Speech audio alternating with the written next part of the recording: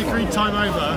Yeah. So now can we do 3 minutes? 3 minutes. You've raised a question. Okay, okay. And then we can go to the crucifixion in the Quran if you wish, if you want to do that. No, I'd like to stick with the Bible. Yeah, please. How much longer are we going? We're now doing 3 minutes. 3 minutes. For how long? Back and forth. For how long? Well, just one. Maybe three rounds, 4 rounds. Yeah. 3 goes each, basically. Yeah. Okay. You're last then. The last should be first. Oh, hang on, that's confusing. Guys, get going. Come on. Get going, says the director. Yeah. Action. Okay. Now. Paul, our dear friend Paul here, ignores a very important point which I raised in regards to Psalm 16. The point was, nor will you allow your Holy One to see corruption. I saw him quite quickly glance over that statement. Nor will you see your Holy One to see corruption. Yep. David was talking about someone who he thinks is David, but I'd like to contradict by saying David is talking about someone who he calls as a holy one, and he says that holy one will not see corruption. David has seen corruption. Exactly. David saw corruption, but this specific person did not see corruption. And that was the entire point that Apostle Peter advanced right in the first century, number one. Number two, and I'm talking about the 3 days, and I'd like to point out to 2 specific things recorded in Jewish scriptures. One is Jonah being in the mouth of the belly, in the belly of the fish. Now, Jonah uses a remarkable term, Sheol, in his description of what happened to him, which we would look at in detail if we wanted to. But number 2 is also Abraham.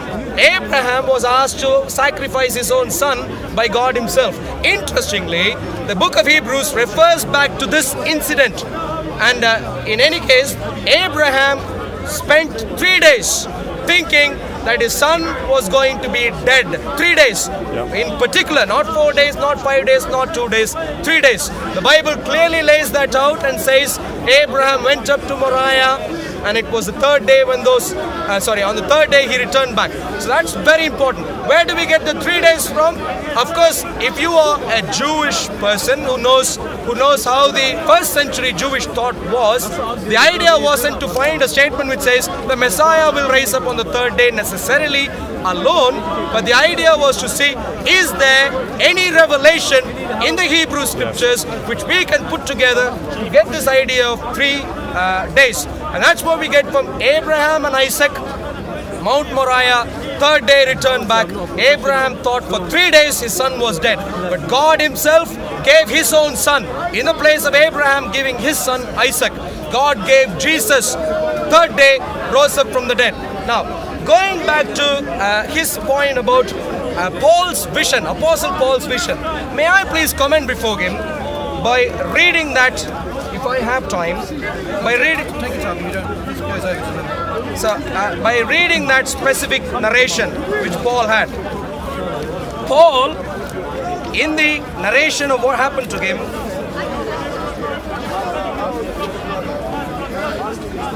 and as he journeyed, he came near Damascus, and suddenly a light shone around from heaven. Paul did not describe a vision there. He says that light shone around him from heaven.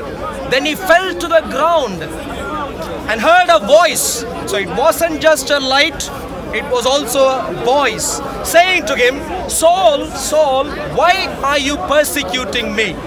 So Paul is seeing a light, he is hearing a voice, and he had fallen down already. And Paul responds back. He did not say, I'm just seeing a vision, I can't interact, but he is interacting. He says, who are you, Lord? And the Lord said, I am Jesus, whom you are persecuting. It is hard for you to kick against the goats. So he, trembling and astonished, said, Lord, what do you want me to do? And the Lord said to him, arise and go into the city, and you will be told what you must do. And the men who journeyed with him stood speechless. Our friend Paul here said the friends did not experience anything. Let me please correct him by reading the very passage he read, where it clearly says, and the men who journeyed with him stood speechless, hearing a voice. The men around him did not see the light, but they heard a voice. but seeing no one. As a matter of fact, if we combine this with the other place where Paul gives a detail about this, the idea is they did not see a face, but they heard a light and heard a sound. Everyone experienced, more crucially Paul. Sorry, I took more time. No, that's fine. I don't mind that. You can take there has to more be some limit to even so. Thank you for that. Good. That's quite a strong response, which I respect that. I'm going to make a controversial, polemical point now, which may not go down very well, but it needs to be said from my point of view. My friend here is using the King James Bible. The King James Bible, as any academic will tell you, if you study this academically, is not a translation you use because it's out of date, and most importantly, it's been heavily corrupted, particularly in the Old Testament. It's incorporating Christian ideas, it's given Christian translations of the Hebrew, which are not in the Hebrew. And there are many examples of this, unfortunately, and my friend has just given one. And he was controversial, it's not very popular, but I wanted to say that because modern translators now, mainstream ones, like the NRSV, are aware of this bias in the older translations.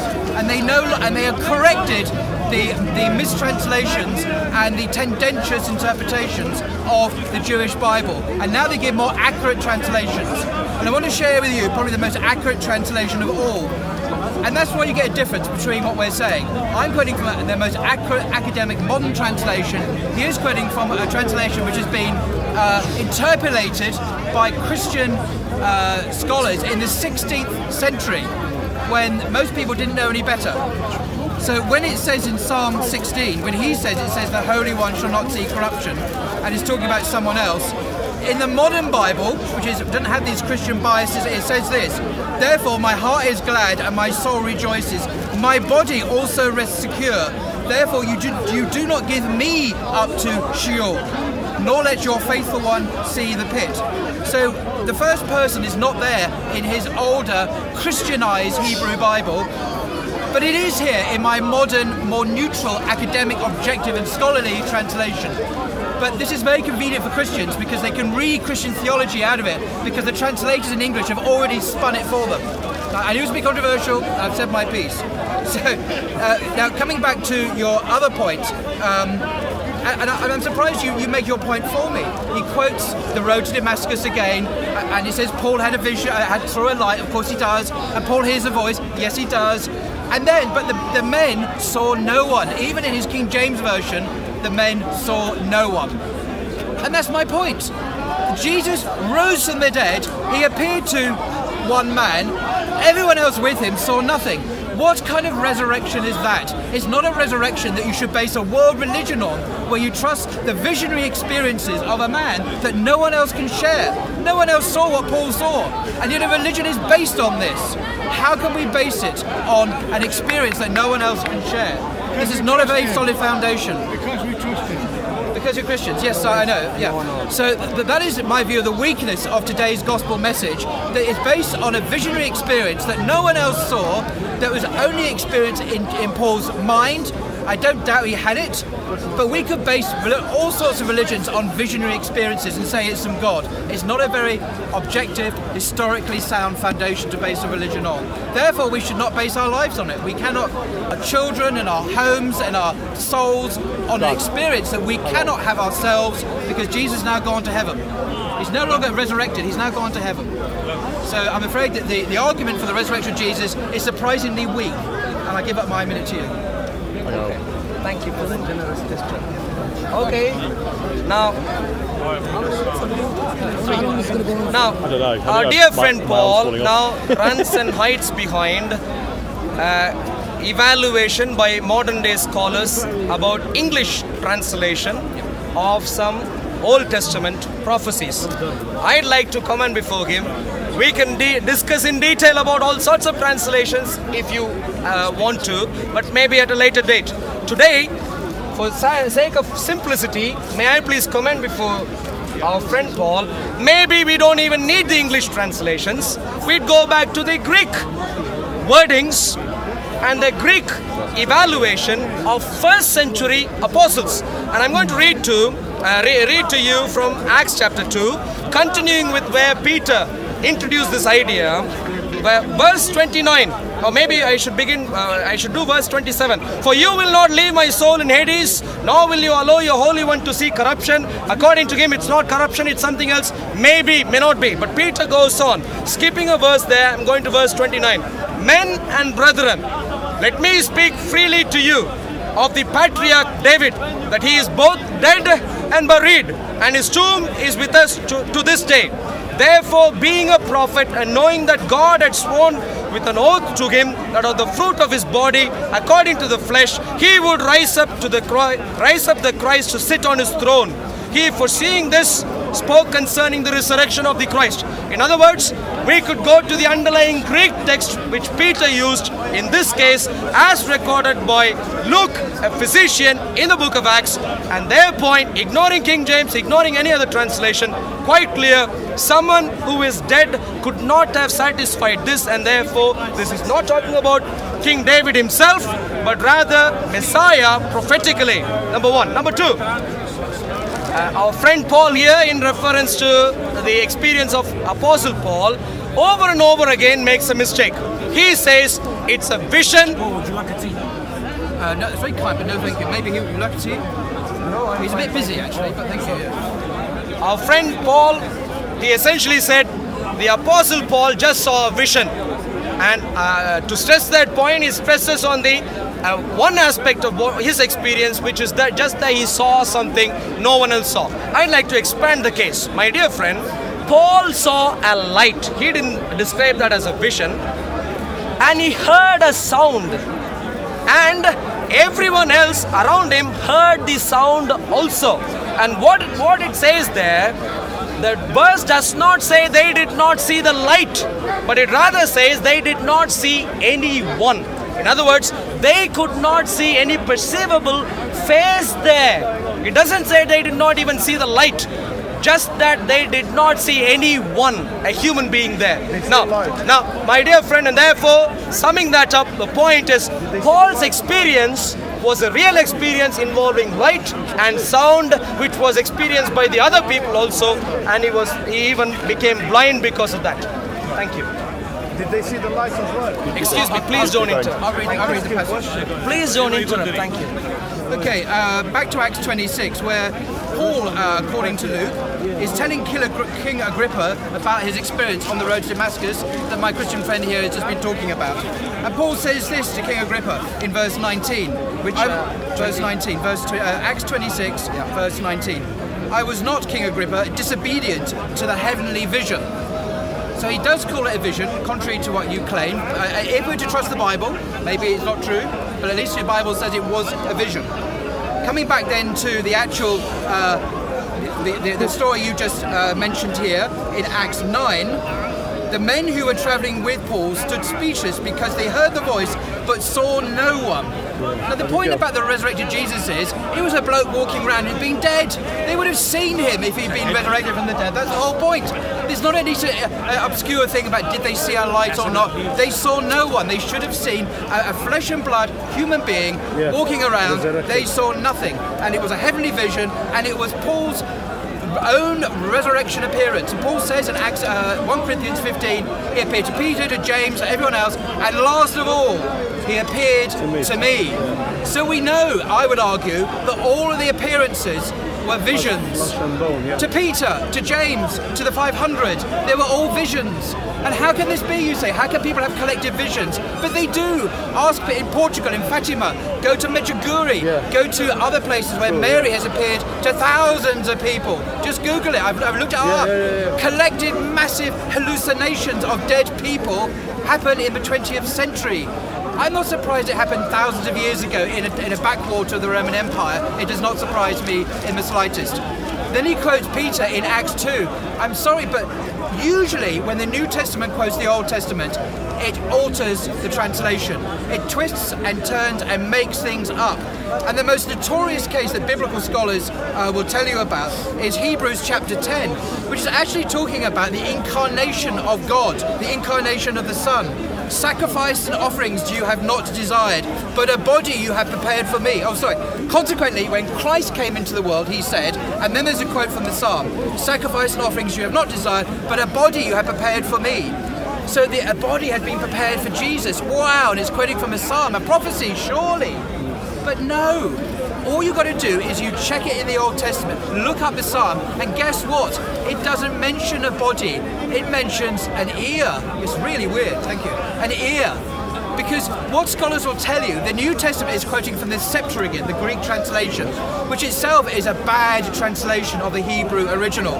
The New Testament is quoting from a bad translation, which sometimes gets the original Hebrew wrong, badly wrong. I reference you to James Barr, Professor of Hebrew at Oxford University, in his monograph on this very subject, which I've read and studied. Hebrews gets it wrong, and it quotes a bad translation. But of that bad translation, you have made doctrine and a false prophecy. It's not there in the Hebrew Bible. And this is typical, I'm afraid, of the New Testament. Thank you. You may respond to that. Thank you very much. Okay, assertions repeated, no explanation given. The point was pretty simple in regards to Paul. Now, our friend Paul now made a huge leap, which I was very surprised to see. He said, Paul says it's a vision and therefore everyone else saw visions. Now, I'm curious, if everyone else saw visions, what explains the empty tomb? What explains the fact that Jews in the first century, according to the book of Matthew, according to Matthew himself, had to find an empty tomb, and the only explanation they could come up with was that the disciples stole the body and they were trying to spread around a lie. Now, this in the context of few things, which is number one, Roman soldiers guarding the tomb. Number two, expert religious Jewish people were on the case on top of the Romans. And number three, body not found. There's only one thing which can explain all these three combined together, which is Jesus had risen up. Whether you'd like to describe what Paul saw as a vision or not, that's a secondary thing. Jesus had risen up purely outside of Paul's experiences. Also, empty tomb, while the guards were guarding the tomb, when the Jewish leadership was also on the case. Nothing else can explain apart from the fact that the body had risen up from being dead. Now, going to his jump from, none of the other apostles saw Jesus in the bodily form. Unfortunately though, his conclusion was based on an idea, a logic which goes something like this. This is Paul's experience and therefore everyone else had a similar experience. I'd like to clarify, excuse me my dear friends, Paul's experience was quite unique. Peter's experience and the rest of the apostles' experience was quite different. Peter and the apostle and the person who was called the man who Jesus loved went to an empty tomb. Peter had dinner with Jesus after he had risen up. Peter had seen Jesus ascend up into the heavens, and the angels responding by saying, why do you even look at this right like this? Because the one who ascended up likewise is going to return back. In other words, apostles outside of Paul had varied experiences, which could only be explained as experiences from a bodily resurrected Jesus Christ. And the same was seen by Mary Magdalene and many other people, as how Paul puts it, 500 people at one time. At even one specific time, 500 people. Now, my dear friends, the fact of the matter is Jesus' resurrection is fundamental to the Christians' belief. And it is for the fact that they saw this openly, honestly, in the way they could verify as bodily resurrection, they were willing to give up their lives. Thank you. That was good. That was good. Thank you for that. About the empty tomb, this is something that biblical scholars, if you're familiar with the literature, have struck them as something very curious about this letter of Corinthians. Paul, who I say is the earliest account we have of the resurrection appearances, doesn't mention an empty tomb. Interesting. There's no empty tomb mentioned in the earliest account of Jesus' death and resurrection. And some scholars, not all, have posited that the empty tomb idea is a much later tradition that entered into the Christian story years after Paul. It wasn't part of the original gospel belief. That's the first point. So we can't just assume it was there because Christians believe it's there. It's not mentioned, the empty tomb. Very interesting. And coming back to, you make actually a very good point. It's one that occurred to me some time ago. That was Paul's appearance of the resurrected Jesus the same as the others? Because you talk about, Peter had lunch or dinner or 11s or afternoon tea with Jesus. You said something like that. Well, not afternoon tea. He was an Englishman. But the point is this: that where you're getting these stories from is from the Gospels. Matthew, Mark. Well, not Matthew, because there's no resurrection appearances in Mark, rather, but in Matthew, Mark, Matthew, Luke, and John. These stories were written many, many years after Paul wrote 1 Corinthians. By the traditional dating, 1 Corinthians is written about AD 53, 54. And most scholars today would say that Luke was written in the 80s or 90s. Same for Matthew, 80s or 90s. John, even later. We're talking 40 to 50 years later when these stories that you're now combining with Paul's account were actually written.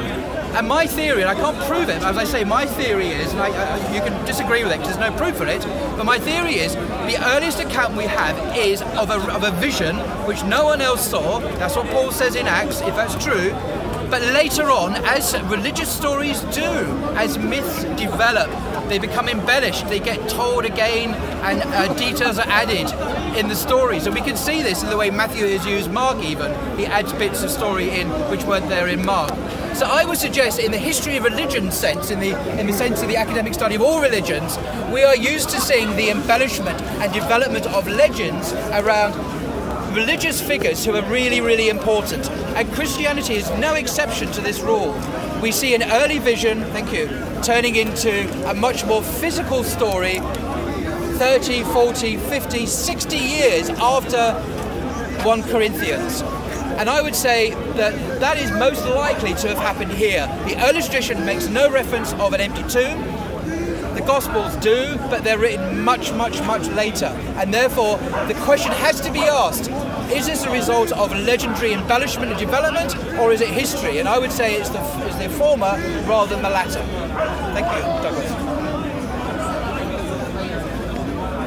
In terms of dealing with history, our friend Paul here advances a very dangerous idea. He says the earliest account matters and whatever else is not supposed to be as reliable as the earliest one. I'd like to think that is not the way historians look at historical records. If that were the case, you shouldn't even be looking at 1 Corinthians, you should only be looking at the epistle that Paul wrote to Thessalonians, because that's the first epistle that Paul wrote according to some historians. The fact of the matter is this, my dear friend.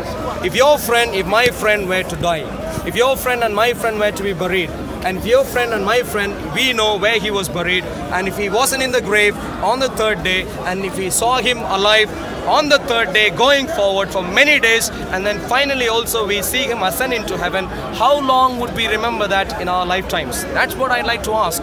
For our friend Paul here to suggest that Matthew, Mark, Luke and John are not reliable because that was written years after 1 Corinthians, my dear friend, I would, if I saw my friend die and come back alive, I would remember that for my entire life. Not 10 years, not 15 years, my entire life. Now let me read to you Matthew. Now after the Sabbath, as the first day of the week began to dawn, Mary Magdalene and the other Mary came to see the tomb. Very physical experience, the tomb. And behold, there was a great earthquake, for an angel of the Lord descended from heaven and came and rolled back the stone from the door and sat on it. That is a very physical experience that is recorded by Matthew. And then the angel says, the topic that our friend Paul here gave, he is not here, he is risen. He is risen. Recorded by Matthew. Now, if such a very dramatic thing happened in your life, how long would you remember? Our friend Paul here thinks maybe for not long. I'd like to think to the contrary. Therefore, I'd like to commend to you every single writing which is written by witnesses or people who are close to Jesus' life, for us to take every one of them seriously. That's where we get our ideas from. He also suggested that the resurrection, the resurrection idea was an embellished idea which evolved to be true bodily resurrection after quite a while. Unfortunately, though, that is not consistent with the historical records that I had pointed out to you earlier.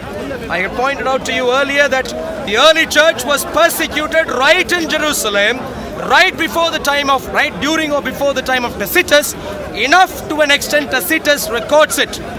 And the early church grew right in Jerusalem according to Tacitus himself. And Tacitus, we know, died in 110, around 110 AD. So the fact of the matter is, by 110 AD, you have church rise up, being persecuted, and then rise up again and go into the wider parts of the world.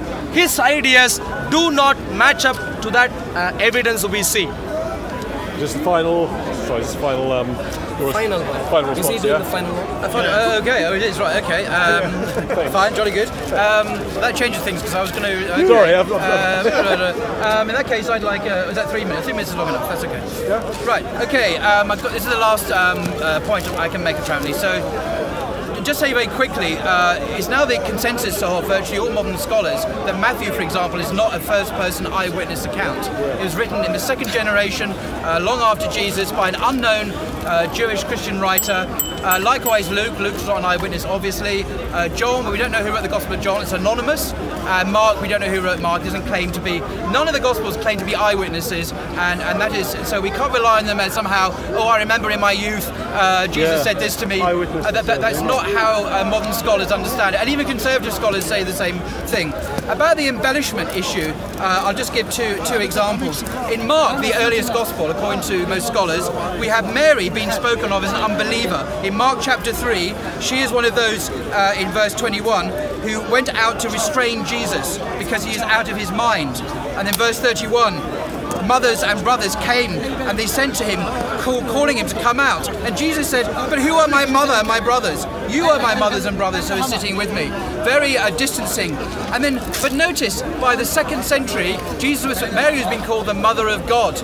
And today, most Christians call Mary the Queen of the universe, the spouse of the Holy Spirit. Now, you may shake your head, and I agree with you, it is a terrible thing, but these are most Christians today. So we see an extraordinary trajectory from a very lowly, she's an unbeliever in Mark, to today, she's virtually the 4th person of a quaternity, a Trinity plus 1. So I think we can see religious development on an incredible scale.